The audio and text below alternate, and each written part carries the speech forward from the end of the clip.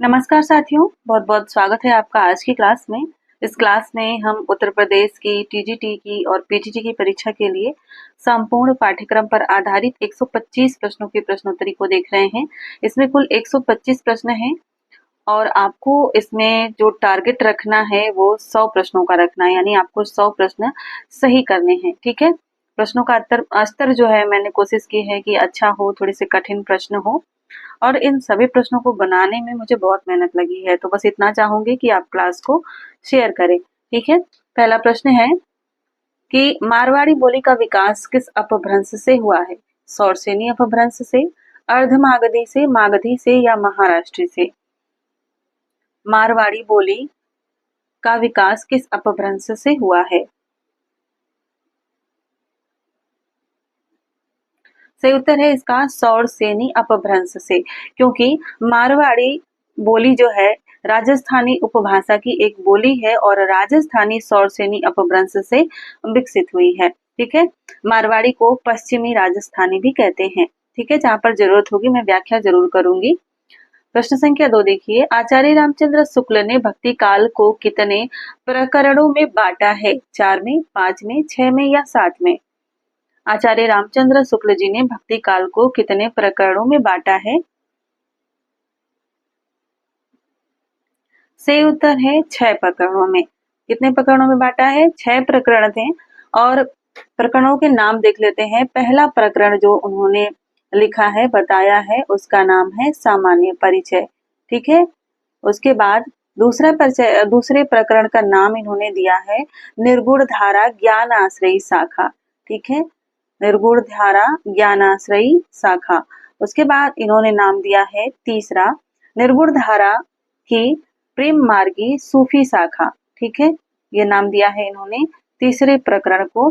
चौथे प्रकरण का नाम इन्होंने दिया है सगुण धारा राम भक्ति शाखा। ठीक है, राम भक्ति काव्य, माफ कीजिएगा, इन्होंने नाम दिया है राम भक्ति काव्य।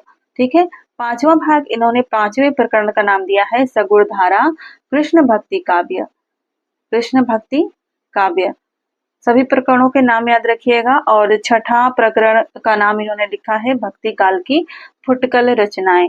तो ये 6 प्रकरणों को बांटा है, भक्ति काल को इन्होंने 6 प्रकरणों में बांटा है। प्रश्न संख्या 3 को देखते हैं। कर्म के बिना वह लूला लंगड़ा, ज्ञान के बिना अंधा और भक्ति के बिना हृदय विहीन क्या निष्प्राण रहता है? शुक्ल जी यहाँ किसके संबंध में कह रहे हैं? कर्म के, धर्म के, ज्ञान के या भक्ति के? और यहाँ शुक्ल जी धर्म के विषय में बात कर रहे हैं कि धर्म जो है कर्म के बिना लूला लंगड़ा, ज्ञान के बिना अंधा और भक्ति के बिना हृदय विहीन रहता है। और यह कथन इन्होंने भक्ति काल के प्रकरण 1 में कहा है। ठीक है, प्रश्न संख्या 4 देखिए, एके पाथर कीजे भाव, दूजे पाथर धरिए पाँव। यह किसकी पंक्ति है? नामदेव की, कबीर की, रैदास की या धर्मदास की? एके पाथर कीजे भाव, दूजे पाथर धरिए पाँव। यह पंक्ति है नामदेव की, विकल्प ए सही उत्तर हो जाएगा। प्रश्न संख्या 5 को देखिए, मेरा बचपन मेरे कंधों पर किसकी आत्मकथा है? ओम प्रकाश वाल्मीकि की, सूरजपाल चौहान की या डॉक्टर धर्मवीर की या शिवराज सिंह बेचैन की? मेरा बचपन मेरे कंधों पर, यह है शिवराज सिंह बेचैन की आत्मकथा, यानी कि विकल्प डी सही उत्तर हो जाएगा। यह आत्मकथा सन 2009 ईस्वी में प्रकाशित हुई थी।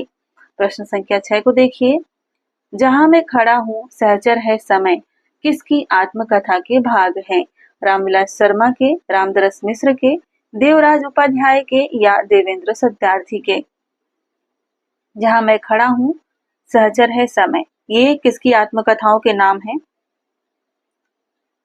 सही उत्तर है रामदरस मिश्र। रामदरस मिश्र ने अपनी कथाओं को कई भागों में लिखा है, जहां पर एक नाम है जहां मैं खड़ा हूं, जो कि 1984 ईस्वी में प्रकाशित हुई थी यह आत्मकथा।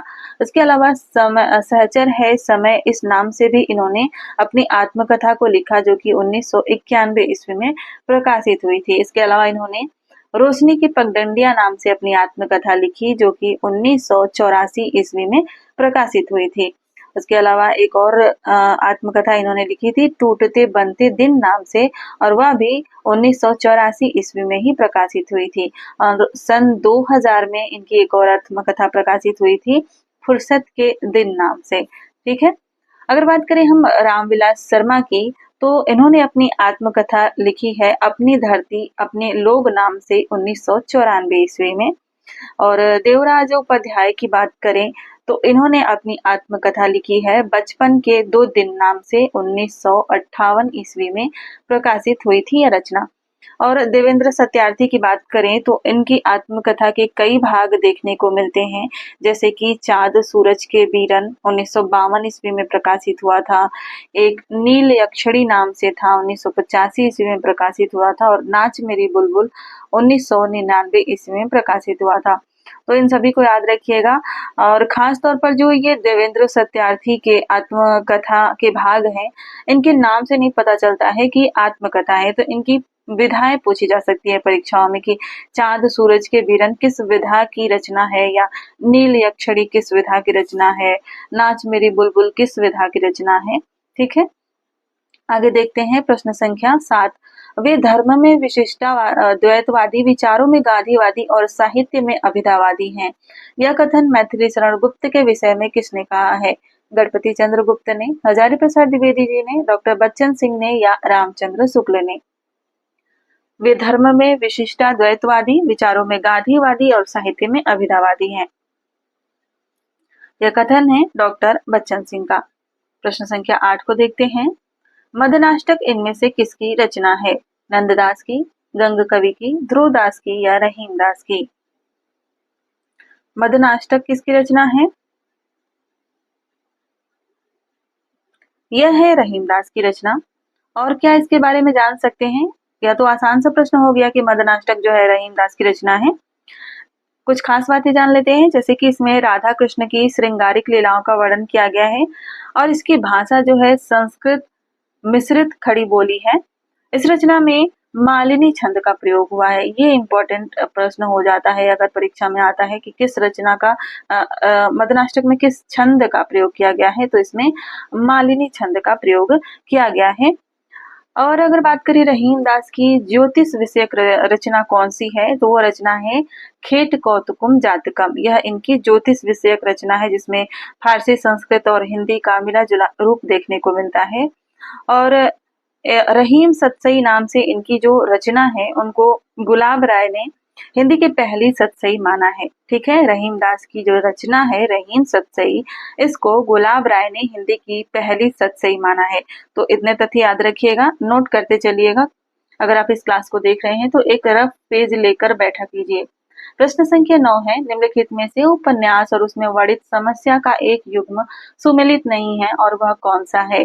कर्मभूमि, अछूतोद्धार की समस्या, कायाकल्प, पारलौकिक समस्या, सेवा सदन, वेश्याओं की समस्या, या गबन, दहेज और अनमेल विवाह की समस्या? प्रेमचंद के उपन्यासों से हमेशा ही प्रश्न पूछे जाते हैं, और सही उत्तर है विकल्प डी, गबन, दहेज और अनमेल विवाह की समस्या। यह सुमेलित नहीं है। गबन में क्या है? इसमें मध्यम वर्गीय जीवन का चित्रण है, और स्त्री की आभूषण प्रियता के कारण जो भी परेशानियां झेलने को मिलती हैं, वह दिखाया गया है इस उपन्यास में। ठीक है, प्रश्न संख्या 10 देखते हैं। निम्नलिखित में से कौन सा काव्य संग्रह नागार्जुन का नहीं है? युग की गंगा, युगधारा, प्यासी पथराई आंखें, तुमने कहा था?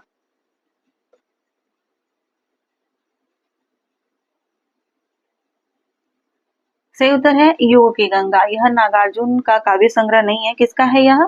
यह है केदारनाथ अग्रवाल का। ठीक है, यह केदारनाथ अग्रवाल का काव्य संग्रह है। इसके अलावा अगर हम बात करें केदारनाथ अग्रवाल की अन्य रचनाओं की, जिनमें आता है लोक और अलोक, परीक्षाओं में पूछा जाता है। 1957 ईस्वी में यह प्रकाशित हुआ था। मार प्यार की थापें, आग का आईना, पंख और पतवार इत्यादि जो परीक्षाओं में पूछी जाती हैं, इनकी रचनाएं हैं। नागार्जुन की रचना है युग धारा, प्यासी पथराई आंखें, भस्मांकुर, तुमने कहा था, और यह भी परीक्षाओं में पूछी जाती है। प्रश्न संख्या 11 को देखते हैं। गोरख जगायो जोग भक्ति भगायो लोग, ये काव्य पंक्ति इनमें से किस कृति में है? अब तक तो आप बताते थे कि यह किसकी पंक्ति है और जानते थे कि तुलसीदास की पंक्ति है, किस रचना से है यह भी बताइए। अब तो आप समझ ही गए होंगे, तुलसीदास की पंक्ति है तो इसमें एक ही रचना तुलसीदास की दिखाई दे रही है, वह है कवितावली। तो गोरख जगायो जो भक्ति भगाए लोग, यह पंक्ति तुलसीदास की रचना कवितावली से है। ठीक है, अगला प्रश्न देखिए, प्रश्न संख्या 12 है, सागर मुद्रा इनमें से किसकी कृति है? शमशेर बहादुर सिंह, अज्ञेय, कुंवर नारायण या हरि नारायण व्यास? सही उत्तर है अज्ञेय। सागर मुद्रा अज्ञेय की रचना है, जो कि कब प्रकाशित हुई थी? यह प्रकाशित हुई थी 1969 ईस्वी में। ठीक है, प्रश्न संख्या 13 को देखते हैं। हिंदी साहित्य के इतिहास में आदिकाल के लिए आधार काल नाम किसने दिया था? रामशंकर शुक्ल रसाल ने, श्याम सुंदर दास ने, गुलेरी जी ने या मोहन अवस्थी ने? आदिकाल को बहुत सारे विद्वानों ने अलग अलग नाम दिए हैं, तो आपको बताना है कि आधार काल नाम किसने दिया था। यह दिया था मोहन अवस्थी ने। मोहन अवस्थी और सुमन राजे दोनों ने आदिकाल को आधार काल नाम दिया था। वहीं अगर बात करें डॉक्टर रामशंकर शुक्ल रसाल की, तो इन्होंने कहा था जय काव्य काल। ठीक है, इसे याद रखिएगा, इन्होंने कहा था जय काव्य काल। और श्याम सुंदर दास ने क्या कहा था? इन्होंने कहा था वीर काल। इसके अलावा एक और नाम इन्होंने दिया था अपभ्रंश काल। इन नामों को याद रखना है आपको।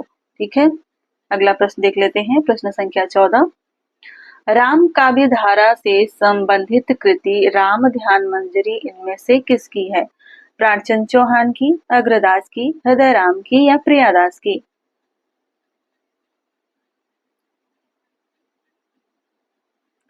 सही उत्तर हो जाएगा अग्रदास की। राम ध्यान मंजरी अग्रदास की रचना है। अग्रदास ने राम भक्ति शाखा में रसिकता का समावेश किया था और यह नाभादास के गुरु थे। ये जो अग्रदास है, यह नाभादास के गुरु थे। इन्होंने रेवासा सीकर में, ठीक है, इन्होंने रेवासा सीकर में सीता जी के मंदिर का निर्माण करवाया था, लली लाल का मंदिर नाम से। ठीक है, और इनका समय जो है 1556 के आसपास माना जाता है। और इनके गुरु कौन थे? अग्रदास के गुरु थे कृष्णदास पयहारी। ठीक है, तो इतने तथ्यों को याद रखिएगा, मैं साथ साथ बताती चलती हूँ, क्योंकि जब हम बार बार सुनते हैं तो ज्यादा याद होता है। प्रश्न संख्या 15 है, प्रेम रंग पगे जगमगे जगे जामिनी के, जोबन की ज्योति जगी जोर उगमत है। अनुप्रास अलंकार का कितना अच्छा उदाहरण है यह। आपको बताना है यह किसकी पंक्ति है? घरानंद की, आलम की, ठाकुर की या बोधा की?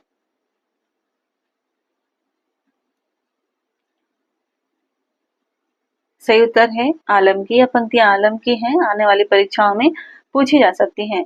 प्रश्न संख्या 16 को देखिए, महादेवी वर्मा के किस काव्य संग्रह की कविताएं वैदिक संस्कृत के विभिन्न काव्यांशों पर आधारित है? सप्तपर्णा, दीपशिखा, नीरजा या सांध्य गीत?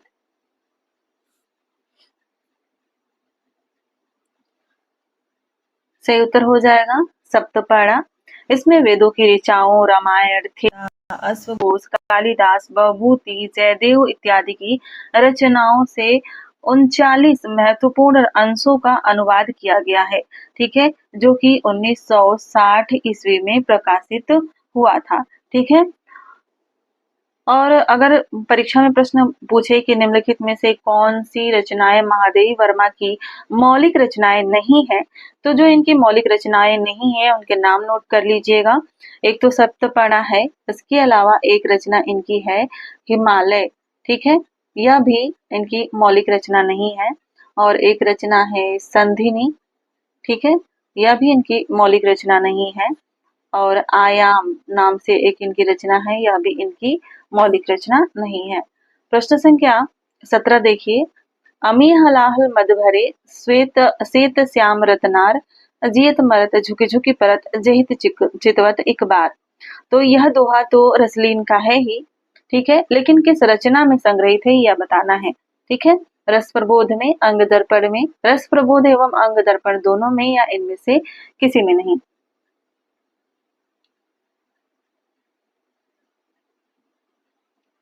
सही उत्तर है अंग दर्पण में। यह जो पंक्ति है, इनकी रचना रसलीन के रचना अंग दर्पण में है।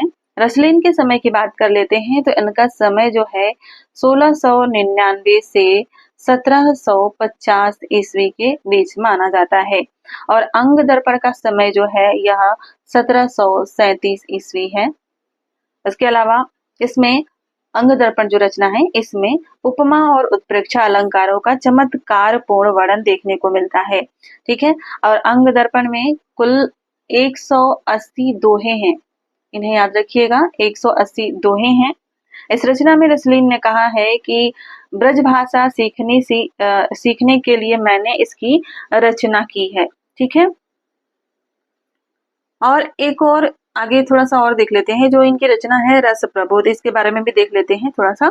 ठीक है, आपको याद हो जाएगा।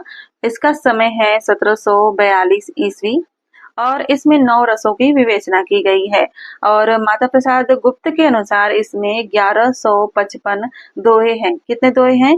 1155 दोहे हैं। और यह जो रसलीन थे, ऐसा माना जाता है कि यह काफी अच्छे युद्ध करते थे और यह राम चैतोनी के युद्ध में मारे गए थे। ठीक है, अगला प्रश्न देखते हैं, प्रश्न संख्या 18। मिश्र बंधुओं की पुस्तक हिंदी नवरत्न में इनमें से किस कवि को स्थान नहीं मिला है? मतीराम, देव, जायसी या सूर? हिंदी नवरत्न में किसको स्थान नहीं मिला है? सही उत्तर हो जाएगा जायसी। जायसी को स्थान नहीं मिला है। कौन कौन है? मतीराम है, देव है, सूर है, ठीक है, तुलसी है, बिहारी हैं, त्रिपाठी बंधु के नाम से इन्होंने भूषण और मतीराम को रखा है, केशव है और कबीर है, चंद्रबरदाई हैं और भारतेंदु हरिश्चंद्र है। प्रश्न संख्या 19 को देखिए, विकलांग श्रद्धा का दौर इनमें से किस विधा की रचना है? रिपोर्टाज है, व्यंग है, कहानी है या डायरी है? विकलांग श्रद्धा का दौर,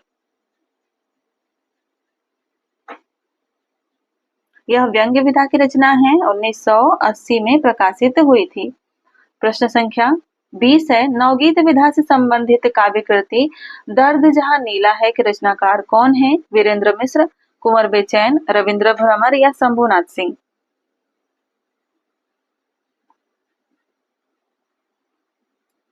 सही उत्तर है इसका शंभुनाथ सिंह।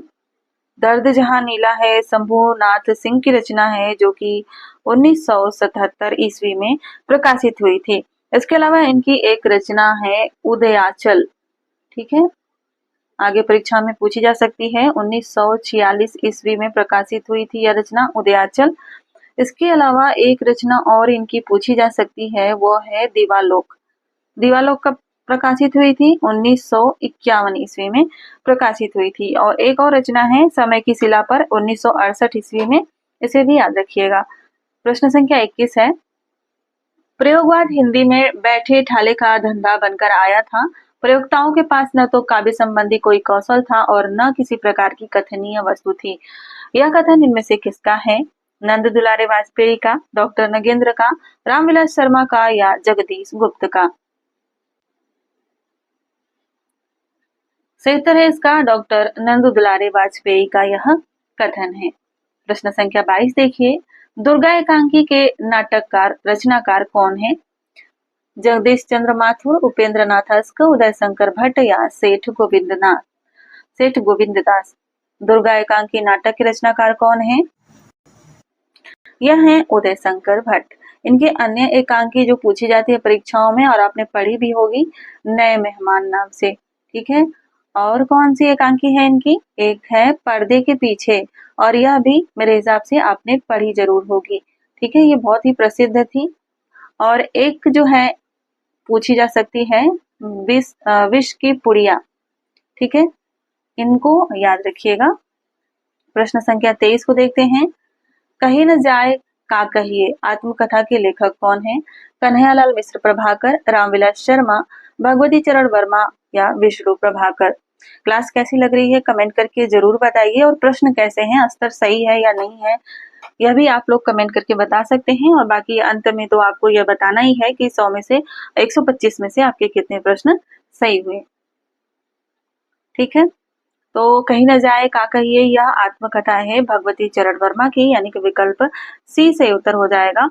कन्हैयालाल मिश्र प्रभाकर ने किस नाम से अपनी आत्मकथा लिखी है? इन्होंने अपनी आत्मकथा का नाम दिया था तपती पगडंडियों पर पद यात्रा, जो कि 1989 ईस्वी में प्रकाशित हुआ था। और विष्णु प्रभाकर ने किस नाम से लिखा है? इन्होंने लिखा है पंखहीन मुक्त गगन में पंछी उड़ गया। क्रम से आप इसे याद रख सकते हैं, पंखहीन मुक्त गगन में पंछी उड़ गया। ठीक है, आगे देखते हैं।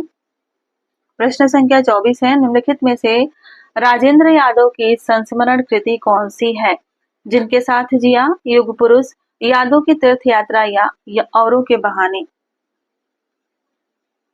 राजेंद्र यादव की संस्मरण कृति इनमें से कौन सी है? यह हो जाएगी औरों के बहाने।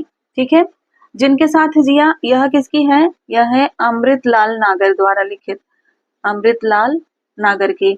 और युग पुरुष किसकी है? यह है रामेश्वर शुक्ल अंचल की रचना।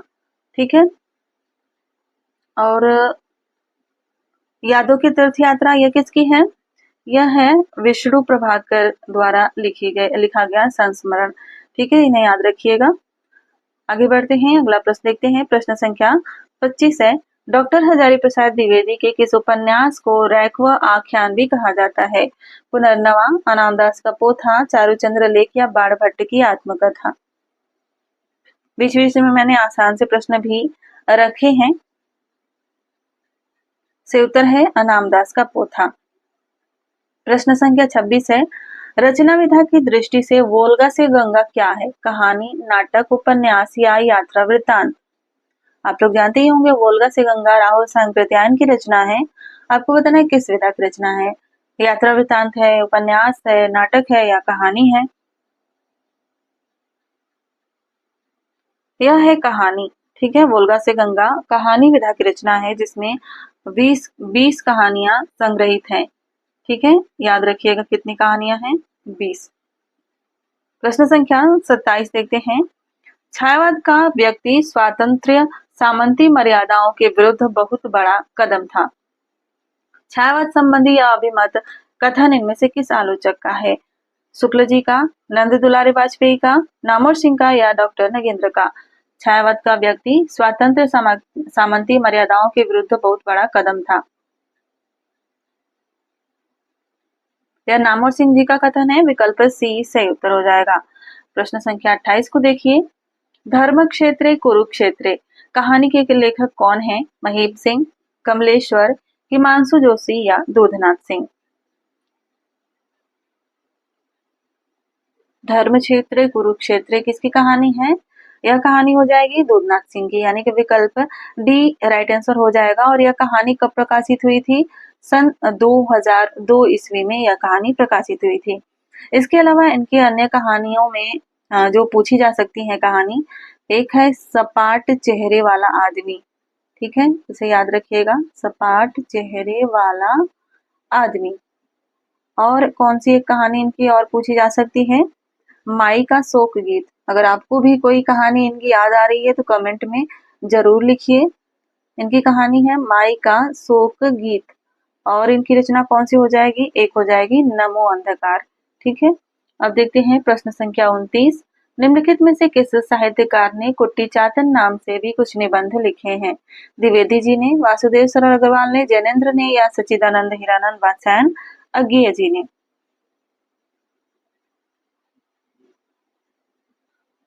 से उत्तर हो जाएगा अज्ञेय ने कुट्टी चातन नाम से कुछ निबंध लिखे थे। इसके अलावा इनके कुछ अन्य उपनाम भी हैं। इनका एक उपनाम है श्री वत्स।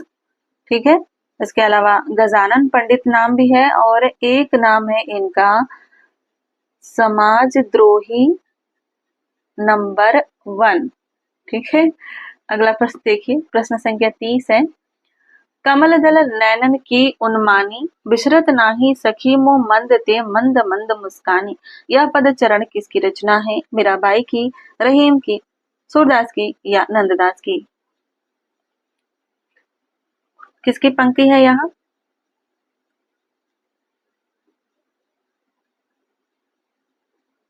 यह पंक्ति है रहीम की, विकल्प बी से उत्तर हो जाएगा। प्रश्न संख्या 31 है, तद्भव पत्रिका के संपादक कौन है? हरि प्रकाश उपाध्याय, संजय सहाय, अखिलेश या ज्ञान रंजन?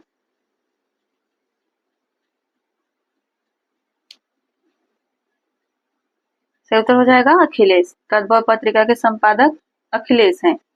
प्रश्न संख्या 32 को देखिए, राजा राम मोहन राय का पत्र बंगदूत सर्वप्रथम किस सन में प्रकाशित हुआ? सन 1828, सन 1832, 1827 या 1829?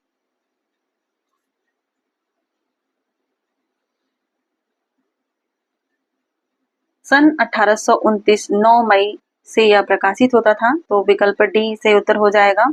यह पत्र किस प्रकार का था? यह पत्र था साप्ताहिक। ठीक है, और यह कहाँ से प्रकाशित होता था? यह प्रकाशित होता था कलकत्ता से। इतनी बातें याद रखिएगा। प्रश्न संख्या 33 को देखते हैं, बाबूराव विष्णु पराड़कर इनमें से किस दैनिक पत्र के संपादक रहे? दैनिक जागरण, दैनिक आज, अमर उजाला या हिंदुस्तान?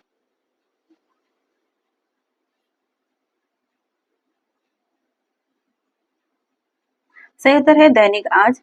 बाबूराव विष्णु पराड़कर इनमें से दैनिक आज पत्र के संपादक रहे, जो कि 1920 ईस्वी से प्रकाशित होता था।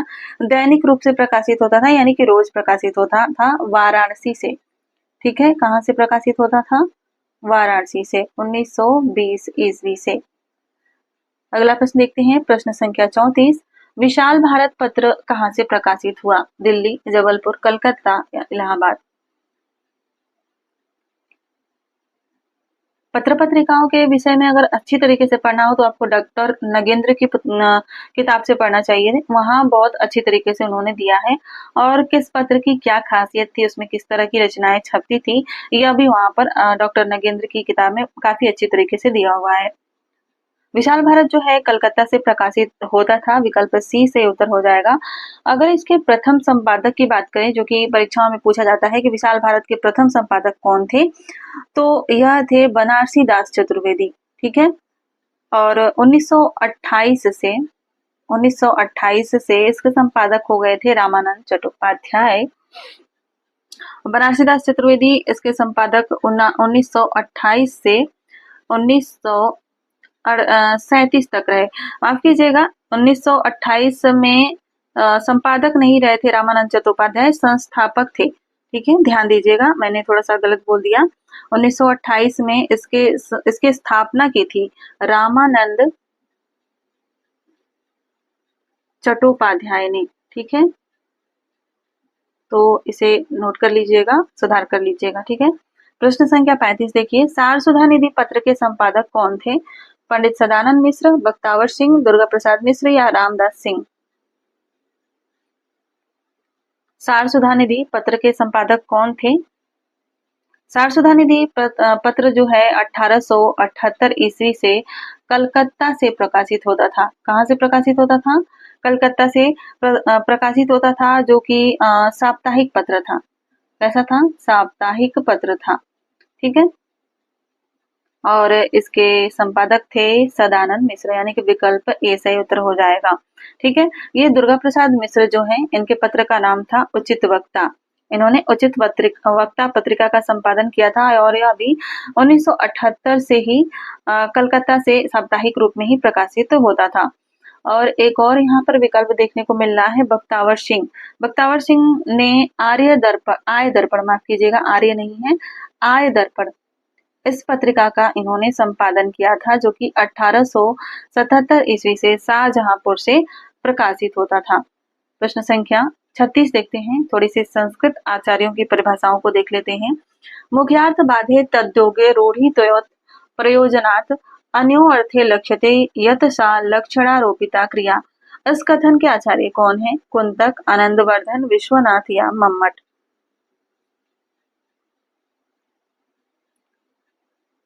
कथन किसका है यह? राइट आंसर हो जाएगा मम्मट। मम्मट का यह कथन है। प्रश्न संख्या 37 है, मूलन ही की जहां अधोगति केशव गाइए, होम हुतासन धूम नगर एके मलिनाई। इन काव्य पंक्तियों में कौन सा अलंकार है? परिसंख्या, असंगति, प्रतीप या विभावना?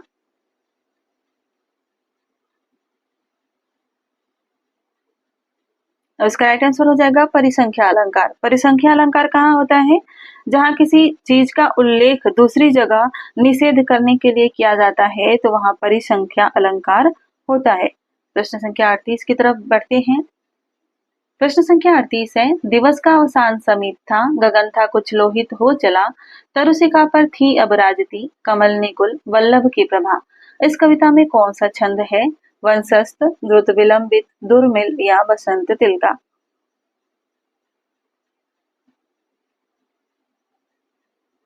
सही विकल्प हो जाएगा इसका द्रुत विलंबित। इसमें द्रुत विलंबित छंद है जिसे सुंदरी छंद भी कहते हैं। ठीक है, यह किस प्रकार का छंद है? यह एक वाणिक छंद है, यानी कि वर्णों की गणना करते हैं और इसमें इसके प्रत्येक चरण में नगड़ भगड़ भगड़ रगड़ यानी कि नभ भरा, यह ट्रिक है याद करने की, नभ भरा के क्रम से 12 वर्ण होते हैं। ठीक है, यहाँ पर गिन ही लेते हैं, 1 2 3 4 5 6 7 8 9 10 11 12। 1 2 3 4 5 6 7 8 9 10 11 12। 1 2 3 4 5 6 7 8 9 10 11 12। 1 2 3 4 5 6 7 8 9 10 11 12। ये जो आधा होता है ना, इसको नहीं गिनते हैं। ठीक है, आगे बढ़ते हैं, अगला प्रश्न देखते हैं। प्रश्न संख्या 39 है, सगुन अलंकारन सहित दोष रहित सो होय, शब्द अर्थ वारो कवित विबुध कहत सब कोय। काव्य की परिभाषा इनमें से किस आचार्य ने दी है? कुलपति मिश्र ने, भिखारी दास ने, चिंतामणि ने या श्रीपति ने? काव्य की परिभाषा चिंतामणि के द्वारा दी गई है, जो कि इनकी रचना कवि कुल कल्पतरु से ली गई है। ठीक है, इस रचना में इन्होंने यह काव्य की परिभाषा दी है। अगला प्रश्न देखते हैं, प्रश्न संख्या 40 है, भरत के रस सूत्र में निहित संयोग का अर्थ भोज्य भोजक भाव निष्पत्ति का अर्थ भुक्ति की स्थापना किस व्याख्याकार ने की है? भट्टलोलट, श्री शंकुक, अभिनव गुप्त ने या भट्टनायक ने? अगर आप भुक्ति शब्द को पकड़ते हैं तो आप इस प्रश्न को आसानी से लगा पाएंगे। सही उत्तर है इसका भट्टनायक ने। अगला प्रश्न देखते हैं, प्रश्न संख्या 41 है, शब्दार्थो ते शरीरम रस आत्मा, यह कथन इनमें से किसका है? भरत मुनि का, राजशेखर का, विश्वनाथ का या भामा का?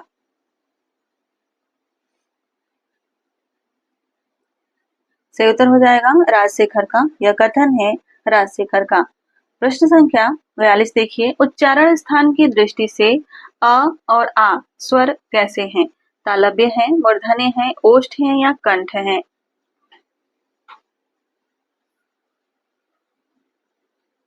राइट आंसर हो जाएगा कंठ।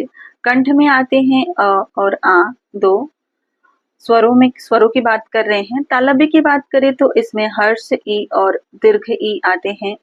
मूर्धन्य की बात करें तो इसमें री स्वर आता है और ओष्ठ की बात करें तो इसमें ऊ और हर्ष ऊ और दीर्घ ऊ स्वर आते हैं। इसके अलावा स्वरों में कंठ तालव्य की बात करें, यहाँ पर राइटिंग सही से नहीं हो पा रही है, कंठ तालव्य की बात करें तो इसमें आते हैं ए और ए। ठीक है, और कंठोष्ठ की बात करें तो इसमें कौन कौन से आएंगे? कंठोष्य, कंठोष्ठ माफ कीजिएगा, कंठोष्ठ, तो इसमें आएंगे ओ और औ। ठीक है, तो इतने वर्णों को याद रखिएगा। ठीक है, तालव्य हर छोटी बड़ी कह सकते हैं, मूर्धन्य री, ओष्ठ उ ऊ, कंठ अ आ, कंठोष्ठ ओ औ और तालव्य ए ऐ, कंठ तालव्य ए ऐ। प्रश्न संख्या 43 देखिए, केंद्रीय हिंदी निदेशालय ने हिंदी मानक वर्णमाला में मूलतः कितने स्वर कितनी व्यंजन ध्वनियों को स्थान दिया है? 12 और 36, 12 और 35, 11 और 35 या 11 और 36?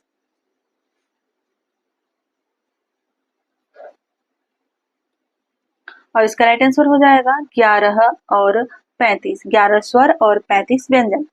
यहाँ पर एक बात और जान लेते हैं, अब हिंदी वर्णमाला में जो वर्णों की संख्या है, यहाँ पर व्यंजन ध्वनियों को पूछा गया है और स्वर को पूछा गया है। हम पूरे वर्णमाला की बात करें तो अब जो है मानक रूप से 53 वर्ण हिंदी वर्णमाला में है। ठीक है, कौन कौन से हैं? इसमें तो आएंगे 11 स्वर, इसके अलावा 2 अयोगवाह आते हैं, ठीक है। और कौन कौन से आएंगे? 2 अयोगवाह के अलावा 25 वर्गीय व्यंजन जो कि क से म तक होते हैं, तो 25 वर्गीय व्यंजन, ठीक है। इसके अलावा और कौन कौन से होंगे? 4 हो जाएंगे अंतस्थ, ठीक है।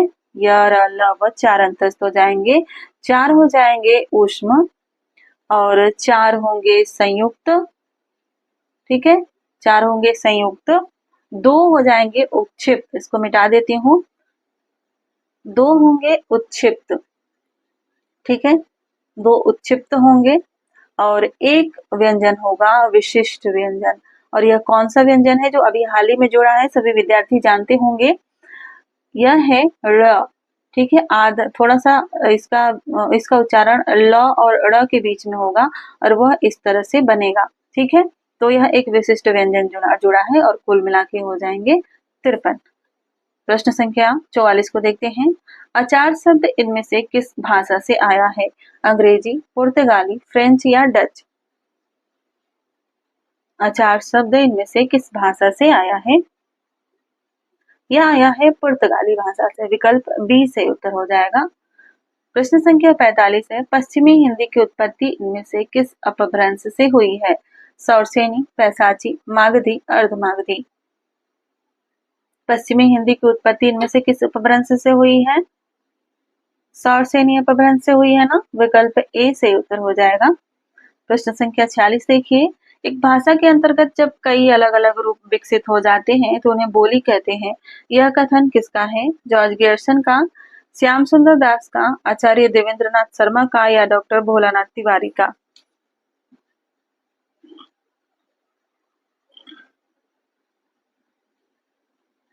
से उत्तर है डॉक्टर भोलानाथ तिवारी का यह कथन है। प्रश्न संख्या 47 को देखिए।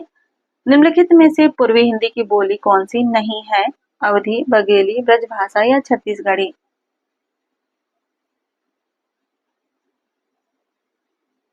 से उत्तर हो जाएगा ब्रजभाषा, जो कि पश्चिमी हिंदी की बोली है। सौरसेनी अपभ्रंश से विकसित हुई है। अवधी, बघेली और छत्तीसगढ़ी ये पूर्वी हिंदी की बोलियां हैं। प्रश्न संख्या 48 है। तुम वहन कर सको जन मन में मेरे विचार, वाणी मेरी चाहिए तुम्हें क्या अलंकार? यह पंक्तियां सुमित्रानंदन पंत की किस कृति से उद्धृत हैं? अभी तो आप बताते थे कि किसकी पंक्तियां हैं, तो आप बता लेते थे कि यह सुमित्रानंदन पंत की पंक्ति है। अब बताइए किस रचना से है? युगांत, ग्राम्या, गुंजन या स्वर्णधूली?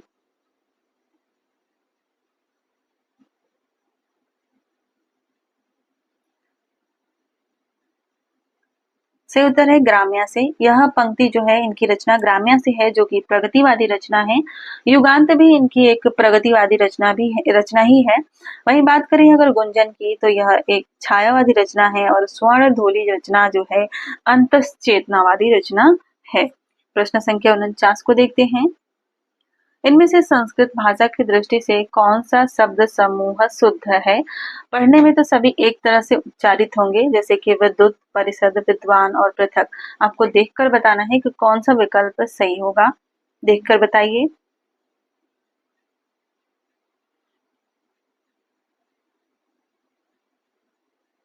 राइट आंसर हो जाएगा विकल्प डी। अगला प्रश्न देखिए। प्रश्न संख्या 50 है। यशोदा शब्द में कौन सी संधि है? विसर्ग संधि, गुण संधि, यड़ संधि या व्यंजन संधि?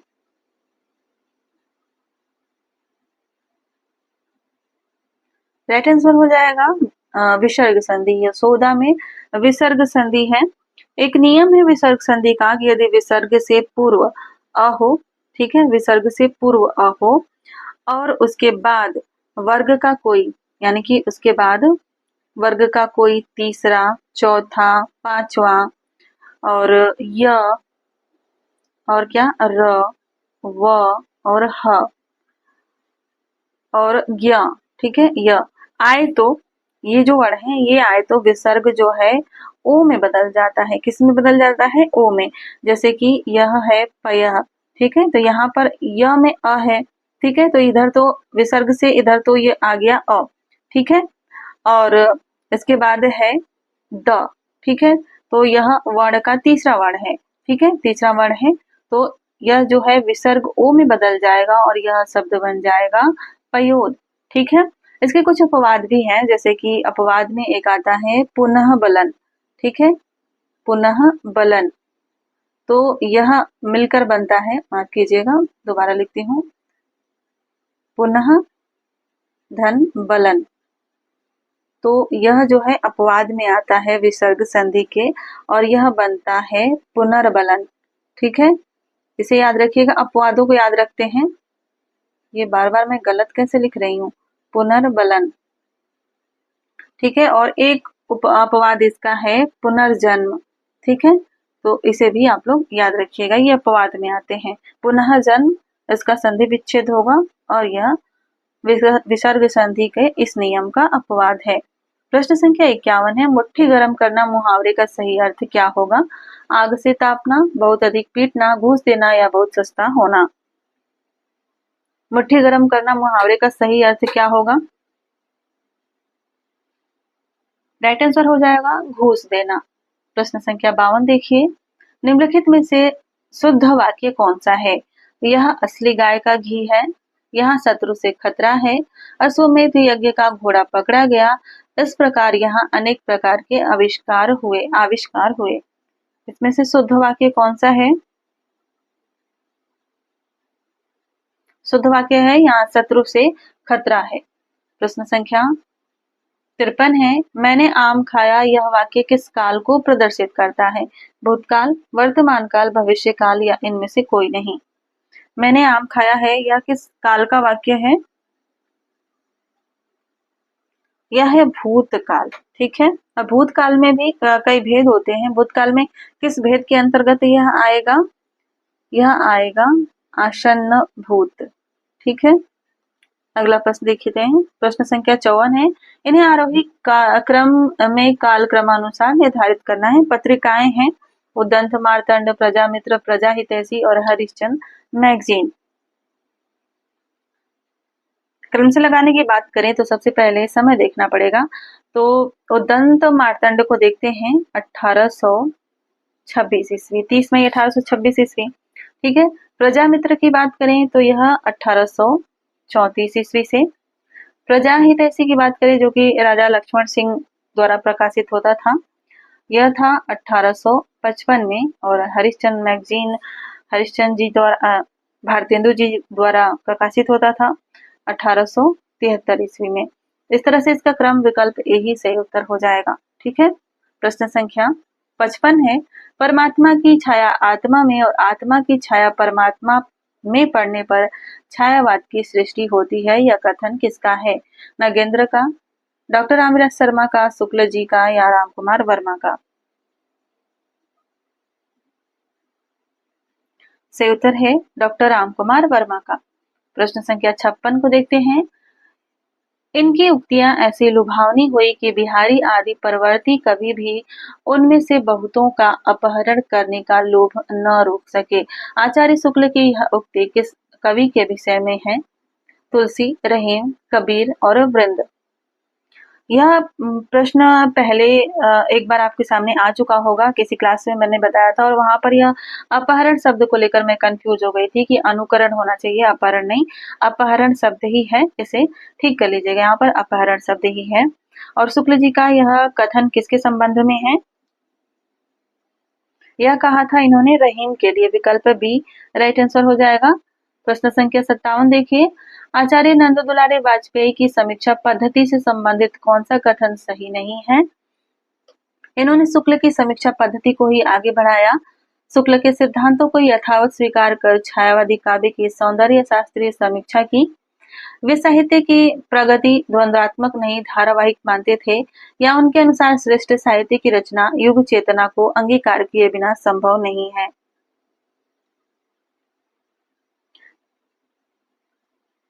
कौन सा सही नहीं है कथन, ये बताना है आपको।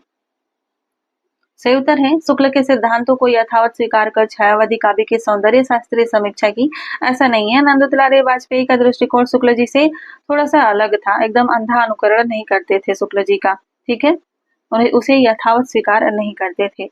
प्रश्न संख्या 58 देखिए, उनके विरह ताप की अतियुक्तियों से दूर की सूझ और नाजुक ख्याली बहुत कुछ फारसी की शैली है। शुक्ल जी का यह कथन किस कवि के विषय में है? जायसी के, बिहारी के, सूरदास के या घनानंद के?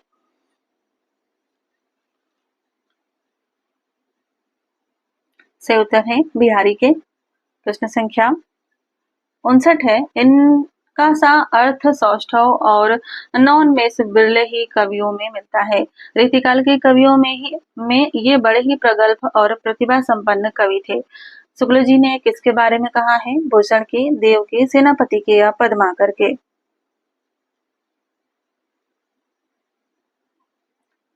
सही विकल्प है देव। देव के संबंध में इन्होंने कहा है कि इनका सा अर्थ सौष्ठव और नौनमेष बिरले ही कवियों में मिलता है। रीतिकाल के कवियों में ये बड़े ही प्रगल्भ और प्रतिभा संपन्न कवि थे। प्रश्न संख्या 60 को देखते हैं। रामनरेश त्रिपाठी द्वारा संकलित संपादित कविता कौमुदी संग्रह से संबंधित कौन सा कथन सही नहीं है? यह संग्रह 10 खंडों में विभक्त है। इसमें हिंदी और उर्दू की कविताएं संकलित हैं। बांग्ला और संस्कृत की कविताओं को भी इस संग्रह में सम्मिलित किया गया है, या इसके एक भाग में ग्राम गीतों का भी संग्रह किया गया है।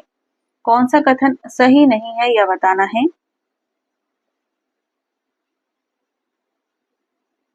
राइट आंसर हो जाएगा यह संग्रह 10 खंडों में है। यह गलत है क्योंकि यह संग्रह 8 खंडों में है, 8 खंडों में विभक्त है और इसमें 15,000 से अधिक लोकगीतों का संग्रह किया गया है, जिसे इन्होंने 1925 से लेकर 1930 तक के बीच अवध के गांवों में, ठीक है, अवध के गांव में घूम करके संग्रह किया था। और सबसे पहले इसकी पहली प्रति इन्होंने महात्मा गांधी को सौंपी थी, जहां पर उन्होंने इन्हें काफी सराहा था। प्रश्न संख्या 61 है। माखनलाल चतुर्वेदी कृत साहित्य देवता की गणना किस गद्य विधा के अंतर्गत आती है? संस्मरण है, आत्मकथा है, निबंध है या रेखा चित्र है? माखनलाल चतुर्वेदी की रचना साहित्य देवता किस विधा की रचना है? सही उत्तर है निबंध संग्रह, या एक निबंध संग्रह है। प्रश्न संख्या 62 देखिए। जहां पहला वाक्य उपमेय और दूसरा वाक्य उपमान तथा उनके साधारण धर्मों में बिंब प्रतिबिंब का भाव हो, वहां कौन सा अलंकार होता है?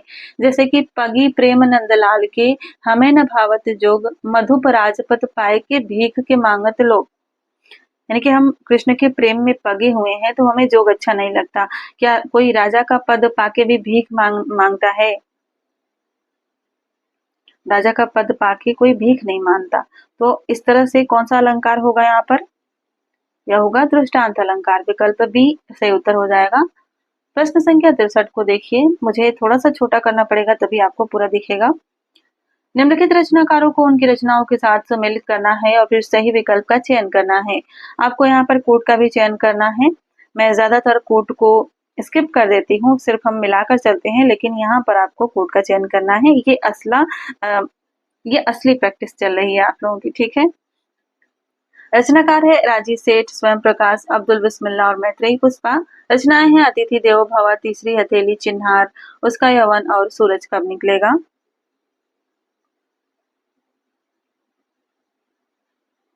मिला लेते हैं। राजी सेठ की रचना इनमें से कौन सी हो जाएगी? वह हो जाएगी तीसरी हवेली। स्वयं प्रकाश की रचना कब हो जाएगी? यह हो जाएगी सूरज कब निकलेगा। अब्दुल बिस्मिल्लाह की रचना हो जाएगी अतिथि देवो भव, यहाँ पर है। और मैत्रेयी पुष्पा की रचना हो जाएगी चिन्हार, ठीक है। तो इस तरह से इसका राइट आंसर हो जाएगा विकल्प डी, ठीक है। और एक बच गया है, ये उसका यवन। यह किसकी रचना है?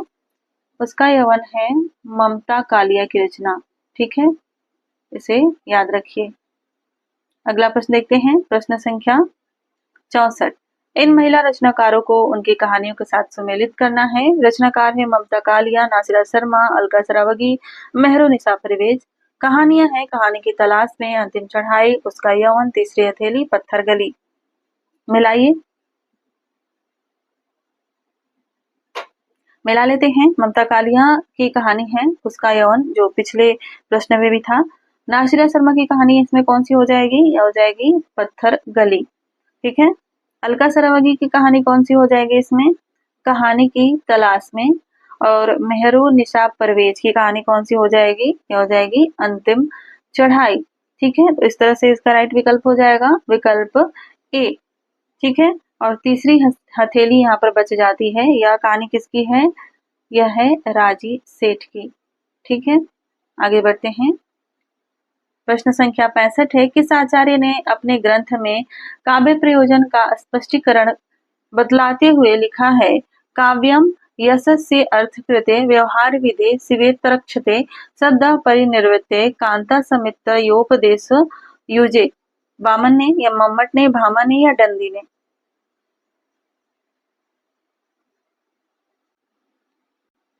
राइट आंसर हो जाएगा मम्मट ने। यह परिभाषा मम्मट जी द्वारा दी गई है। प्रश्न संख्या 66 है, सत्यार्थे पृथगर्थाया स्वर व्यंजन संहते क्रमेण तैने वार्वृत्यमकम विनिर्गत्यते। यमक की यह परिभाषा किस आचार्य ने दी है? मम्मट ने, विश्वनाथ ने, राजशेखर ने या इनमें से किसी ने भी नहीं? यह पूछा गया प्रश्न है, ध्यान दीजिएगा, गलत नहीं होना चाहिए। सही उत्तर है इसका विश्वनाथ। यह विश्वनाथ द्वारा दी गई यमक की परिभाषा है। यह कब पूछा गया था? यह 2005 में यूपी पीजीटी के प्रश्न पत्र में पूछा गया प्रश्न है। ठीक है, प्रश्न संख्या 67 को देखते हैं। प्रश्न संख्या 67 है, तृतीय मृदम व्याप्रियते शक्तिरोत्पत्ति अभ्यास कथन किस आचार्य का है? अब भामट, मम्मट, रुद्रट या जयदेव? आपको बताना है यह कथन किस विद्वान का है? तृतीयमिदं व्याप्रियते शक्तिर्व्युत्पत्तिरभ्यासः। यह कथन है रुद्रट का। विकल्प सी से उत्तर हो जाएगा। संस्कृत की परिभाषाओं को आपको रटना पड़ेगा, इन्हें रटकर याद कीजिए।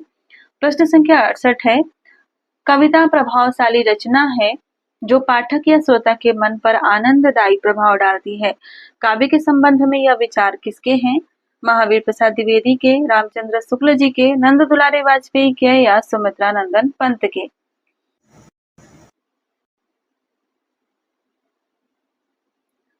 यह है महावीर प्रसाद द्विवेदी जी की परिभाषा। ठीक है, काव्य की यह परिभाषा महावीर प्रसाद द्विवेदी जी द्वारा दी गई है।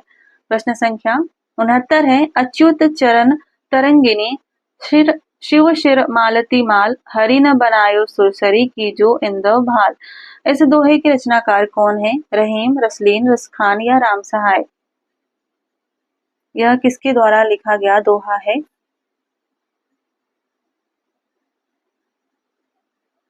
यह दोहा रहीम का है। विकल्प ए से उत्तर हो जाएगा। प्रश्न संख्या 70 देखिए, कमल दल नैनन की उन्मानी विसरत नाही सखी मोमन ते मंद मंद मुस्कानी। यह पदचरण किसकी रचना है? मीराबाई की, रहीम की, सूरदास की या नंददास की?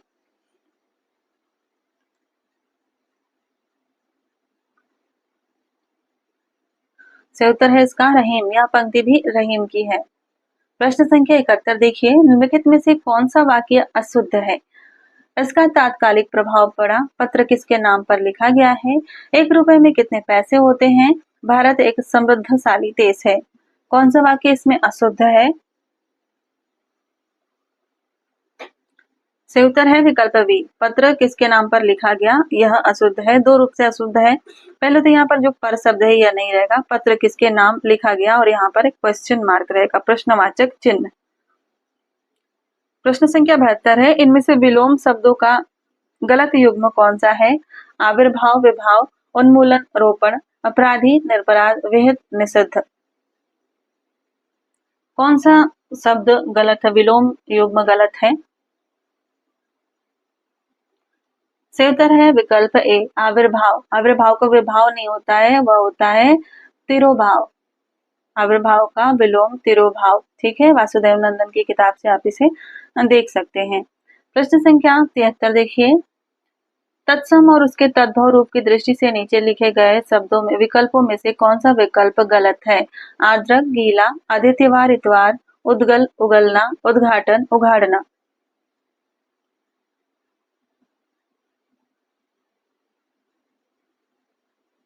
सही उत्तर है विकल्प ए, आर्द्रक गीला। आर्द्रक गीला नहीं होता है, आर्द्र का गीला होता है। ठीक है। और अदरक का क्या होता है? तद्भव, यह होता है अदरक। ठीक है। प्रश्न संख्या 74 है, निम्नलिखित में से कौन सा वाक्य शुद्ध है? मेरे लिए ठंडी बर्फ और गर्म आग लाओ, व्यायाम करना चाहिए जिससे कि स्वस्थ रहें, एक एक कर सभी मर गए, या तुम्हारा यह कहना मेरे लिए बड़ी बात होगी।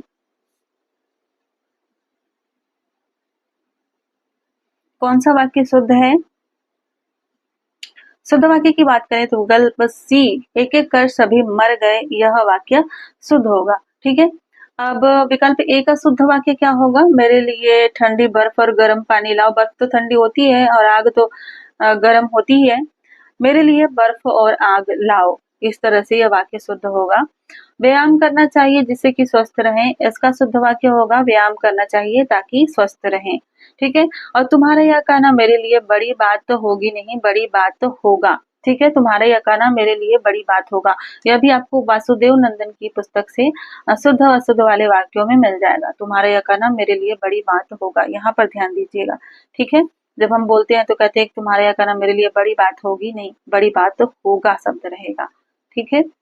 अगला प्रश्न देखते हैं, प्रश्न संख्या 75, निम्नलिखित में से एक तथ्य गलत है, कौन सा है? देखते हैं। विशेषण से संज्ञा की व्याप्ति परिमित होती है। जिस विकारी शब्द से संज्ञा की व्याप्ति मर्यादित होती है उसे विशेषण कहते हैं।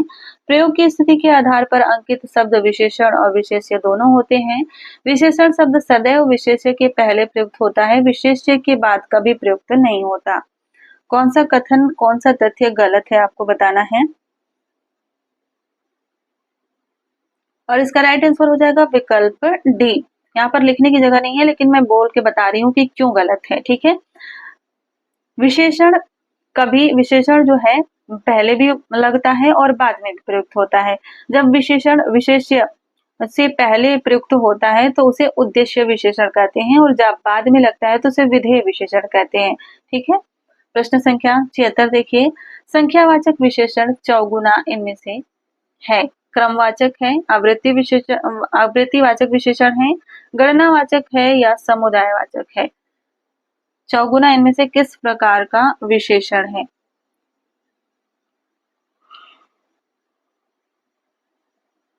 सही उत्तर हो जाएगा आवृत्तिवाचक। चौगुना आवृत्तिवाचक है, चौगुना, दोगुना, तिगुना। क्रमवाचक की बात करें तो इसमें आता है पहला, दूसरा। ठीक है। इस तरह से जो शब्द होते हैं वो। और गणनावाचक में आते हैं 1, 2, 3। ठीक है। इस तरह से जो शब्द रहता है वो गणनावाचक रहता है। और समुदायवाचक में आते हैं जैसे दोनों, तीनों, तो ये समुदायवाचक कहलाते हैं, चारों। प्रश्न संख्या 77 है, निम्नलिखित शब्दों में से कौन सा शब्द मूल रूप से विशेषण है? पतला, अर्थ, परिवार, या परलोक?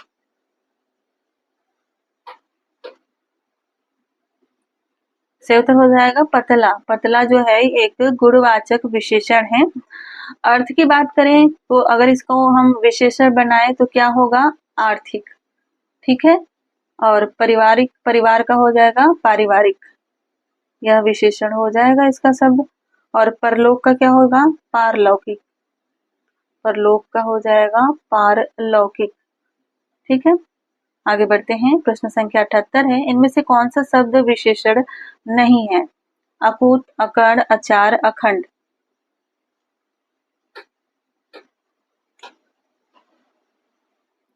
सही उत्तर है अचार। अचार विशेषण शब्द नहीं है, अगर इसको विशेषण बनाएंगे तो वो क्या होगा? यह हो जाएगा अचारी। प्रश्न संख्या 79 देखते हैं, अनेक शब्दों के लिए एक शब्द नीचे लिखे गए विकल्पों में से कौन सा विकल्प गलत है? ठीक है। जंगल की आग दावानल, समुद्र की आग बड़वा नल, पेट की आग जठराग्नि, या आदि से अंत तक अनंत? अनेक शब्दों के लिए एक शब्द में कौन सा विकल्प गलत है, आपको बताना है।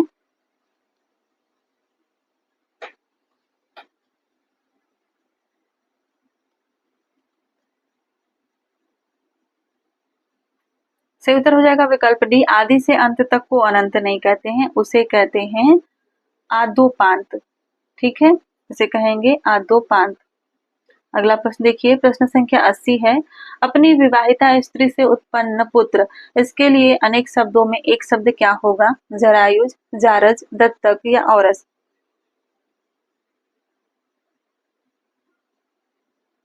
सही उत्तर हो जाएगा औरस। अपनी विवाहिता स्त्री से उत्पन्न पुत्र औरस कहलाता है। और जारज किसे कहेंगे? जारज कहेंगे उपपति को भी कहते हैं। उपपति या गैर पुरुष से उत्पन्न पुत्र। ठीक है, इसको याद रखिएगा, गैर पुरुष से उत्पन्न पुत्र उसे कहेंगे जारज। और दत्तक होता है उत्तराधिकार के लिए गोद लिया हुआ पुत्र, दत्तक पुत्र कहलाता है। जरायुज की बात करें तो जो बच्चा जो है अपने बच्चा जब अपनी माँ के पेट में होता है तो एक थैली में होता है, तो जो बच्चा उस थैली सहित जो है उत्पन्न हो जाता है, पैदा हो जाता है, तो उसे जरायुज कहते हैं। ठीक है, उस थैली को अभी मुझे नाम नहीं याद आ रहा है कि उस थैली को क्या कहते हैं, लेकिन उस थैली सहित जो झिल्ली जैसा होता है उस थैली सहित जो बच्चा पैदा होता है उसे जरायुज कहते हैं। ठीक है, अगला प्रश्न देखते हैं। प्रश्न संख्या 81 है। आवा का तत्सम रूप क्या होगा? आग, अग्नि, आव या आपाक? आवा का तत्सम रूप क्या होगा? इंपॉर्टेंट प्रश्न है यह। सही उत्तर है आपाक। आवा का तत्सम रूप आपाक होता है। इसका अर्थ होता है ईंट पकाने की भट्ठी। ठीक है, आवा एक रचना भी है। किसकी रचना है यह? आवा एक उपन्यास है। आवा किसी महिला रचनाकार की। यह है चित्रा मुदगल का उपन्यास। ठीक है, तो इसे भी याद रखिए। ठीक है, आगे बढ़ते हैं। प्रश्न संख्या 82 है। इनमें से सरल शब्द का विलोम कौन सा नहीं है? विरल, वक्र, कुटिल, कठिन? सरल शब्द का विलोम इनमें से कौन सा नहीं है? यह है विरल। विरल जो है यह सघन का विलोम होगा, न कि सरल का। ठीक है, प्रश्न संख्या 83 है। जो ज्ञात इतिहास से पहले का हो उसके लिए एक शब्द क्या होगा? अनैतिहासिक, ऐतिहासिक, प्रागैतिहासिक या इनमें से कोई नहीं?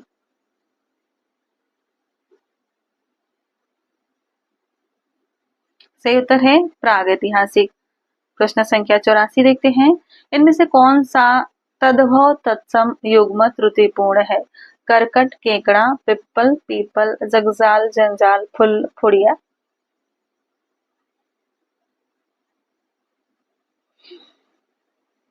राइट आंसर है विकल्प डी, फुल। फुड़िया नहीं होता है, फुल जो है इसका तद्भव होता है फूल।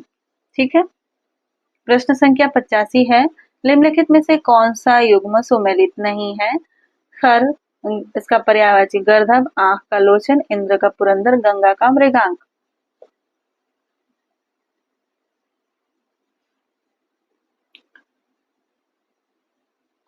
राइट आंसर हो जाएगा विकल्प डी, गंगा का मृगांक नहीं होगा। गंगा का क्या होगा?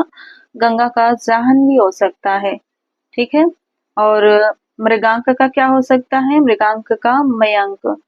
ठीक है, आगे बढ़ते हैं। प्रश्न संख्या 86 है। तुलसी बिहारी, मतीराम और वृंद आदि कवियों की 7 सतसइयों का संकलन सतसई सप्तक में हुआ है। इस सतसई सप्तक के संकलनकर्ता कौन थे? वियोगी हरि, श्याम सुंदर दास, राम सहाय या रसनिधि?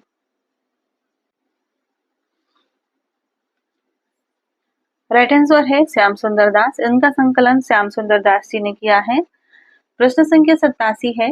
ये ब्रजभाषा के मतीराम जैसे कवियों के समकक्ष हैं और कहीं कहीं तो भाषा और भाव के माधुर्य में पद्माकर तक से टक्कर लेते हैं।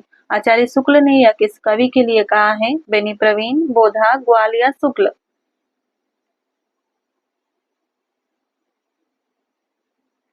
सही उत्तर है बेनी प्रवीण। यह बेनी प्रवीण के लिए शुक्ल जी का कथन है। आगे बढ़ते हैं। प्रश्न संख्या 88 है। निम्नलिखित में से महाप्राण ध्वनियां कौन सी हैं? क, ख, ज, झ, प, फ, ड, ढ? ढ, ध। महाप्राण ध्वनियां कौन सी हैं? राइट आंसर हो जाएगा विकल्प डी। प्रश्न संख्या 89 देखिए। निम्नलिखित में से एक कथन सही है। कौन सा कथन सही है? सभी स्वर सघोष होते हैं, सभी स्वर अघोष होते हैं, सभी स्वर सघोष और अघोष दोनों होते हैं, या सभी स्वरों में घोषत्व नहीं होता? और इसका राइट आंसर हो जाएगा विकल्प ए, सभी स्वर सघोष होते हैं। और एक और विशेषता याद रखिएगा, सभी स्वर अल्प प्राण भी होते हैं। ठीक है, सभी स्वर अल्प प्राण होते हैं। प्रश्न संख्या 90 को देखते हैं। वे ध्वनियां जिनके उच्चारण में स्वर तंत्रियों के निकट आ जाने से उनके बीच निकलती हवा से उनमें कंपन होता है, वे ध्वनियां क्या कहलाती हैं? नासिक्य ध्वनि, काकल्य स्पर्शी ध्वनि, घोष ध्वनि या महाप्राण ध्वनि?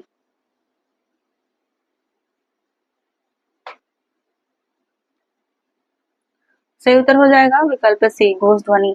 घोष ध्वनि कौन कौन सी होती हैं? ये होती हैं वर्ग की तीसरी ध्वनि होती है, चौथी ध्वनि होती है, पांचवी ध्वनि होती है और श, श और स, ये घोष ध्वनियां होती हैं। प्रश्न संख्या 91 है। निम्नलिखित वाक्यों में से एक कथन असत्य है, कौन सा असत्य है देखते हैं। हिंदी पत्रकारिता का प्रारंभ 30 मई 1826 को माना जाता है। हिंदी पत्रकारिता का प्रारंभ साप्ताहिक पत्रों से हुआ। उद्दंड मार्तंड के संपादक कानपुर निवासी पंडित जुगल किशोर थे, या उद्दंड मार्तंड का प्रकाशन 2 वर्ष बाद बंद हो गया था। कौन सा कथन असत्य है बताना है आपको। राइट आंसर हो जाएगा विकल्प डी, उत्तंड मार्तंड का प्रकाशन 2 वर्ष बाद बंद नहीं हुआ था, 1.5 वर्ष में ही बंद हो गया था। कैसे? यह शुरू कब हुआ था? 30 मई 1928 को शुरू हुआ था और बंद कब हो गया था? दिसंबर महीने में 1927 में यह बंद हो गया था। इस तरह से यह केवल 1.5 वर्ष तक ही चला था, तो विकल्प डी ही गलत आंसर होगा, सही उत्तर होगा, गलत विकल्प है। प्रश्न संख्या 92 है। महिला रचनाकार की कृतियां अपने संवेदनशीलता, तार्किकता और तेवर में बेहद पठनीय होते हुए भी आलोचना के ठंडेपन की शिकार हैं, यह कथन किसका है? मृणाल पांडे का, अनामिका का, ममता कालिया का या प्रभा खेतान का?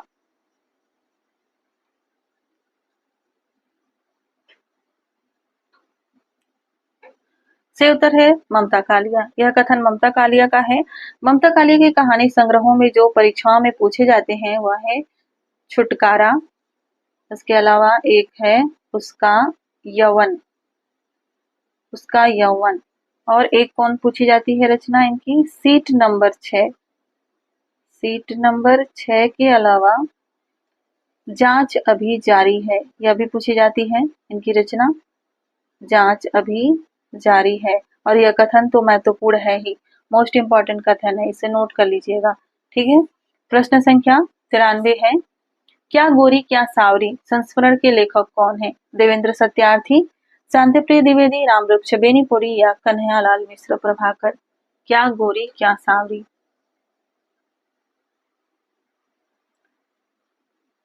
रचना है देवेंद्र सत्यार्थी की, विकल्प ए सही उत्तर हो जाएगा। प्रश्न संख्या 94 को देखिए। सियाराम शरण गुप्त की रचना आत्मोत्सर्ग में किसके बलिदान की गाथा अंकित की गई है? रामप्रसाद बिस्मिल के, चंद्रशेखर आजाद के, भगत सिंह के या गणेश शंकर विद्यार्थी के?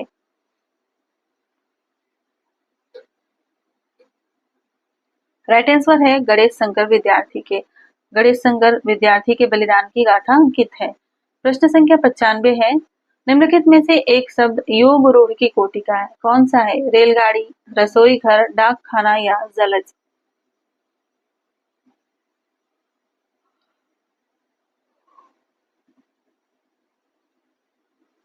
सही उत्तर हो जाएगा विकल्प डी, जलज। प्रश्न संख्या 96 देखते हैं।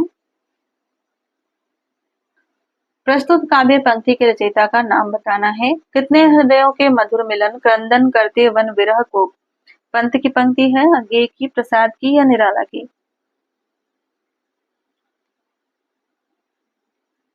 सही उत्तर है इसका प्रसाद की, जयशंकर प्रसाद की यह पंक्ति है। कितने हृदयों के मधुर मिलन क्रंदन करते वन विरह को? प्रश्न संख्या 97 को देखिए। यह थोड़े से प्रश्न संस्कृत के हैं। संस्कृत के प्रश्नों को टाइप करने में बहुत ज्यादा मुश्किल होती है, लेकिन टाइप नहीं हो पाता है, इसलिए संस्कृत के प्रश्नों को मैं कम रखती हूँ। ठीक है, तो अभी मैंने रखा है, थोड़ी सी मेहनत करके यहाँ पर टाइप किया है मैंने। तो देखिए, दृष्टि पद में प्रयुक्त प्रत्यय कौन सा है? विकल्प ए, विकल्प बी, विकल्प सी और विकल्प डी, कौन सा होगा? विकल्प को देखकर उत्तर दीजिए। दृष्टि शब्द किस विकल्प से बना है?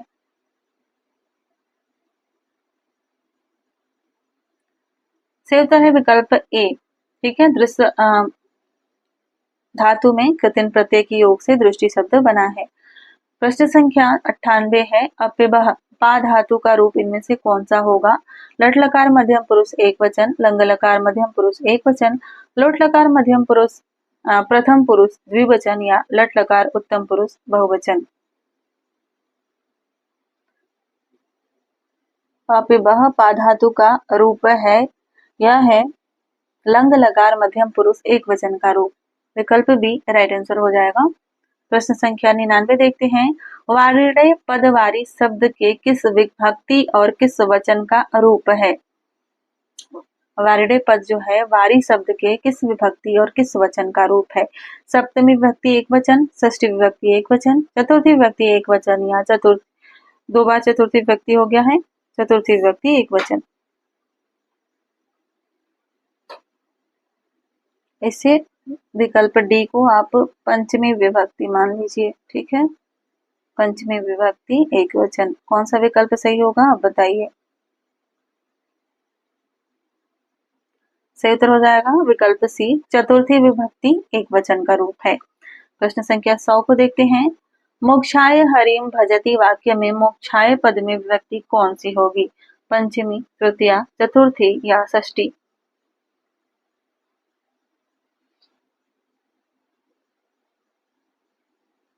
सही उत्तर है चतुर्थी, चतुर्थी विभक्ति होगी। अगला प्रश्न देखते हैं।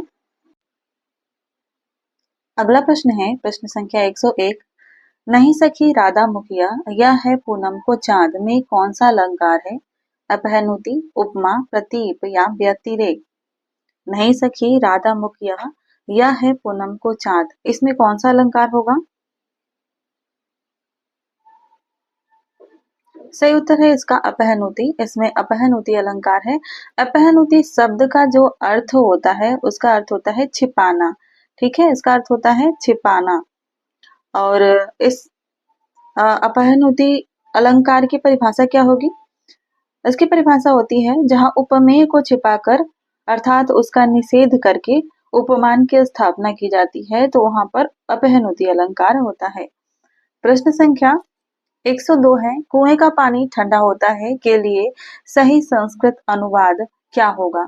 कुपस्यः जलम शीतलम भवति, कुपस्य जलम शीतलम अस्ति, कुपस्य जलम शीतलम भवन्तु या कुपस्य जलम शीतलम भवति। संस्कृत के जो शब्द होते हैं उन्हें टाइप करने में बहुत ही परेशानी होती है, फिर भी मैंने कुछ प्रश्न संस्कृत के रखे हैं। ठीक है, सही विकल्प है इसका कुपस्य जलम शीतलम भवति, यह सही संस्कृत अनुवाद होगा। प्रश्न संख्या 3 है, कालिदास के किस रचना के बारे में यह पंक्ति कही जाती है?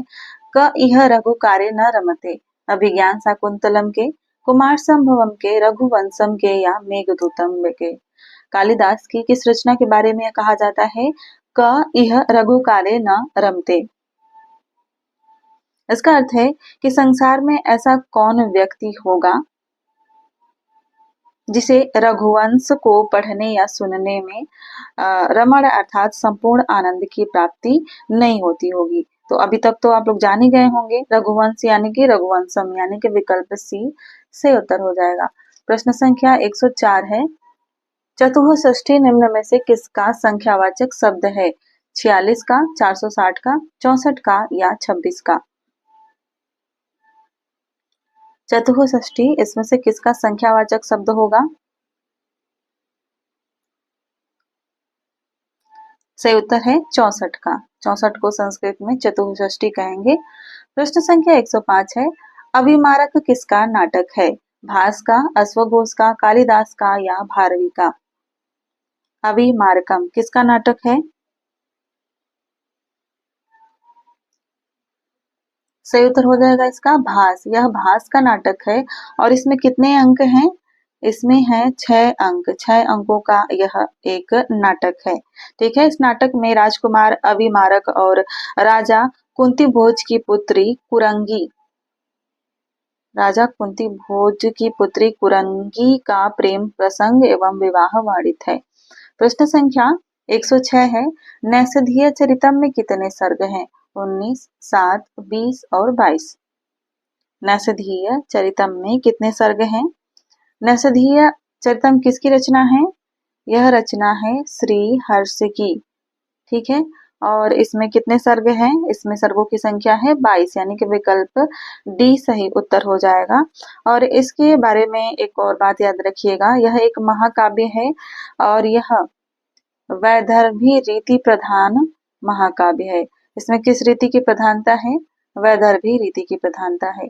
प्रश्न संख्या 107 है, निम्नलिखित में से एक वाक्य अशुद्ध है, वह आपको चयन करना है। पूज्यास्पद व्यक्ति का सम्मान करना चाहिए। दक्षिण भारत के लोग हिंदीतर भाषी हैं। सुरेखा ने गीत की 2-4 कड़ियां गाईं। अब परीक्षा प्रणाली बदलनी चाहिए। अशुद्ध वाक्य का चयन करना है आपको। इनमें से अशुद्ध वाक्य कौन सा है? सही उत्तर है विकल्प ए, पूज्यास्पद व्यक्ति का सम्मान करना चाहिए। यह जो शब्द है पूज्यास्पद, यह पूज्य नहीं होगा, पूजा होगा। ठीक है, पूजास्पद, यह शुद्ध होगा। प्रश्न संख्या 108 है, जो बाएं हाथ से सधा हुआ हो उसके लिए एक शब्द क्या होगा? सब्यसाची, वामपंथी, वज्रपाणी या वीणापाणी? जो बाएं हाथ से सधा हुआ हो उसके लिए एक शब्द क्या होता है? सही उत्तर हो जाएगा सब्यसाची। जो बाएं हाथ से सधा हुआ हो उसके लिए एक शब्द होगा सब्यसाची। और जो साम्यवादी विचारधारा का व्यक्ति हो उसके लिए एक शब्द है वामपंथी। ठीक है, और जिसके हाथ में वज्र रहता है उसके लिए एक शब्द है वज्रपाणी, और जिसके हाथ में वीणा रहती हो उसके लिए एक शब्द है वीणापाणी। प्रश्न संख्या 109 है, इनमें से तत्सम तद्भव का एक शब्द युग्म अशुद्ध है और वह कौन सा है? इक्षिका, छाछ, इक्खु, उद्धर्तन, उपटन या गोमय, गोबर? कौन सा तद्भव तत्सम शब्द जो है इसका युग्म गलत है, यानी कि अशुद्ध है? यहाँ पर अगर बात करें तो ए और बी दोनों अशुद्ध हैं। ठीक है, ए और बी दोनों अशुद्ध हैं, इसको सही कर लीजिएगा। ठीक है, छाछ का जो तत्सम रूप होता है वह हो जाएगा छच्छिका। ठीक है, और ईख का जो होता है तत्सम रूप वो होता है इक्षु। ठीक है, तो इस तरह से इसको सही कर लीजिएगा। प्रश्न संख्या 110 है, मसृण का विपरीतार्थक शब्द क्या होगा, यानी कि विलोम शब्द क्या होगा? सुकुमार, चिक्कण, रूक्ष या नरम? मसृण का विलोम शब्द क्या होगा? सही उत्तर हो जाएगा रूक्ष। मसृण का विलोम होगा रूक्ष। सुकुमार का विलोम क्या होगा? सुकुमार का विलोम होता है कमासुत। ठीक है, और अगर बात करें चिक्कण, इसका विलोम क्या होगा? इसका होगा खुरदुरा। ठीक है, और नरम का हो जाएगा कठोर। विलोम शब्द हो जाएगा कठोर या कड़ा भी कह सकते हैं। प्रश्न संख्या 111 है, निम्नलिखित में तत्सम तद्भव का गलत युग्म कौन सा है? सुघट, सुघड़, ज्ञातिगृह, नैहर, पन्यशालिक, पंसारी, प्रतिवेशी, मवेशी?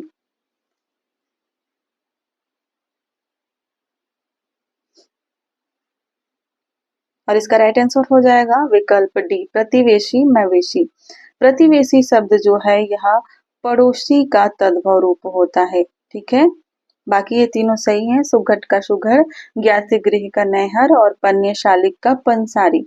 ठीक है, और प्रतिवेशी का पड़ोसी।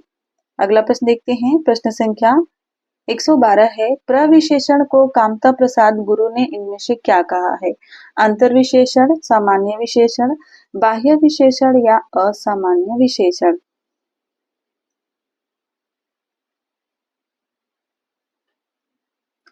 सही उत्तर है इसका अंतर्विशेषण। प्रविशेषण को कामता प्रसाद गुरु ने अंतर्विशेषण कहा है। ठीक है, जब क्लास खत्म होगी तो आप अपना स्कोर बता के जाइएगा और साथ ही जाते जाते अपने किसी साथी के यहाँ अपनी इस क्लास को शेयर कीजिएगा।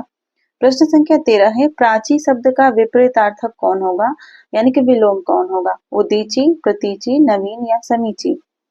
इसमें से प्राची शब्द का विलोम शब्द क्या होगा, यानी विपरीतार्थक शब्द क्या होगा?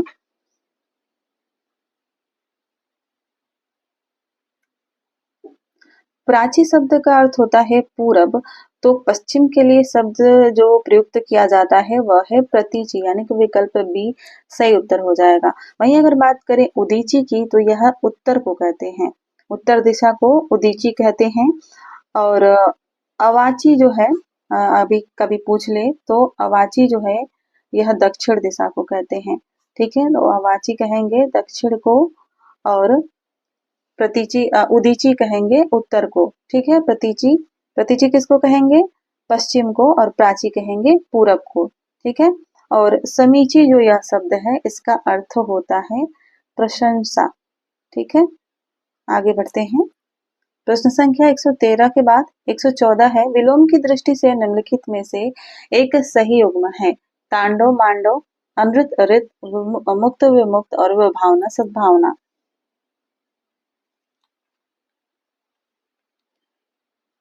कौन सा युग्म सही है आपको बताना है। सही उत्तर है अमृत का रित। यह जो है सही विलोम की दृष्टि से सही है। तांडव का विलोम होगा लास्य। ठीक है, और मुक्त का होगा बद्ध, मुक्त का हो जाएगा बद्ध विलोम शब्द। और विभावना का क्या होता है? विभावना का सद्भावना नहीं विलोम होगा, इसका विलोम होगा विशेषोक्ति। ठीक है, आगे बढ़ते हैं। अगला प्रश्न देखते हैं। प्रश्न संख्या 115 है, खूबसूरत और काला ईरानी घोड़ा मैदान में दौड़ रहा है। इस वाक्य में तीन विशेषण है, एक विशेष्य है, तीन विशेषण है, दो विशेष्य है, दो विशेषण है, दो विशेष्य है, दो विशेषण है या एक विशेष्य है। विकल्प से चुनाव कीजिए। खूबसूरत और काला ईरानी घोड़ा के लिए कौन सा विकल्प सही होगा? राइट आंसर है विकल्प ए, तीन विशेषण और एक विशेष्य। कौन कौन से विशेषण है? खूबसूरत, काला और ईरानी। विशेष्य कौन सा है? घोड़ा। ठीक है, आगे बढ़ते हैं। प्रश्न संख्या 116 है, बुद्ध चरितम किसकी रचना है? अश्वघोष की, भास की, माघ की या राजशेखर की? बुद्ध चरितम किसकी रचना है? अश्वघोष की रचना है, विकल्प ए सही उत्तर हो जाएगा। इस रचना में कितने सर्ग हैं? इसमें है 28 सर्ग। ठीक है, प्रश्न संख्या 117, भभूति का नाटक मालती माधवम किस प्रकार का नाटक है? मोस्ट इंपॉर्टेंट प्रश्न है यह आपके लिए।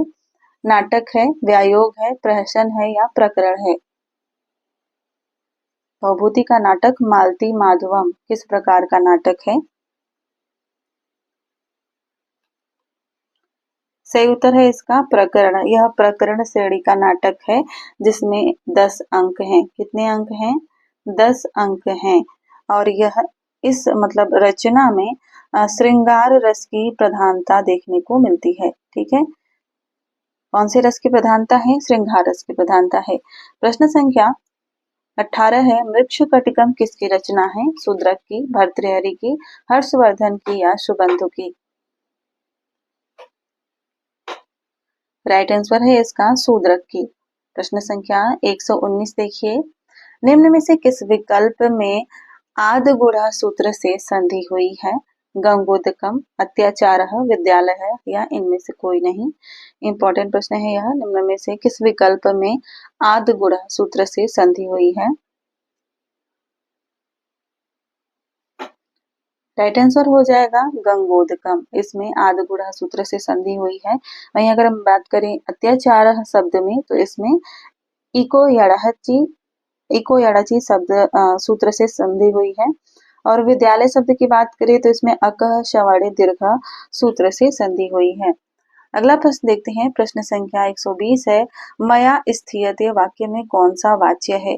कर्तृवाच्य, भाववाच्य, कर्मवाच्य या बी और सी दोनों? मया स्थीयते वाक्य में कौन सा वाच्य है? इसका अर्थ होगा मेरे द्वारा बैठा जाता है। सही उत्तर है विकल्प बी और सी दोनों, यानी कि डी उत्तर इसका राइट आंसर हो जाएगा, डी विकल्प। प्रश्न संख्या 121 देखिए, सुबंधु की रचना इनमें से कौन सी है? स्वप्न वासोदत्तम, मेघदूतम, वासोदत्ता या कुमार संभवम? आसान सा प्रश्न है। सुबंधु की रचना कौन सी है इसमें से? सही उत्तर है वासोदत्ता। प्रश्न संख्या 122 है, संस्कृत साहित्य में किस कवि की रचना को विद्वद्सौधम कहा जाता है? भारवी की, भास की, कालिदास की या श्रीहर्ष की? संस्कृत साहित्य में किस कवि की रचना को विद्वद्सौधम कहा जाता है?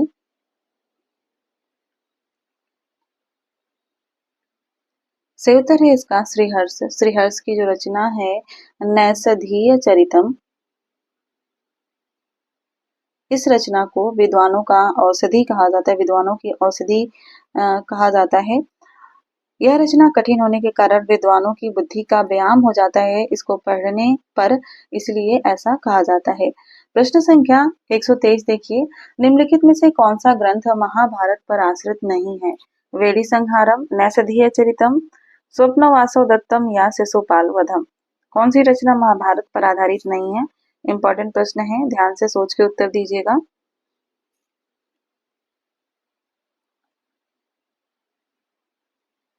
सही उत्तर है स्वप्न वासवदत्तम। यह महाभारत की कथा पर आश्रित नहीं है। इसकी कथा है उदयन और वासवदत्ता की प्रेम कहानी इसमें वर्णित है।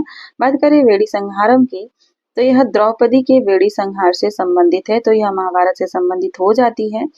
नैषधीय चरितम की बात करें तो इसमें महाभारत के वन पर्व, महाभारत में 18 पर्व आते हैं, उसमें वन पर्व में वर्णित नल दमयंती की कथानक को आधार बनाया गया है, इसलिए यह भी महाभारत से संबंधित है।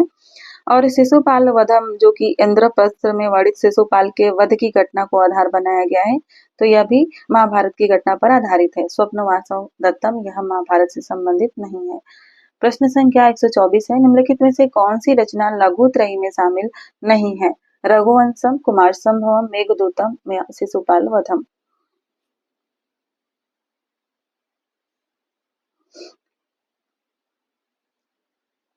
विद्यार्थी जानते ही होंगे कि लघुत्रय में कालिदास की ही तीनों रचनाएं शामिल हैं, रघुवंशम, कुमार संभवम और मेघदूतम। तो एक ही व्यक्ति है, वह है शिशुपाल वधम, जो कि लघुत्रय में शामिल नहीं है। अगला प्रश्न देते हैं, प्रश्न संख्या 125 है और यह इस क्लास का अंतिम प्रश्न है। कमेंट करके बताइए कि आपके कितने प्रश्न सही हुए। इसके अलावा जाते जाते अपने दोस्तों के साथ इस क्लास को शेयर जरूर कीजिएगा। पुतली ने आकाश चुराया किसका कहानी संग्रह है? महादेवी वर्मा, माधव हाड़ा, सुधा अरोड़ा, मनीषा कुलश्रेष्ठ?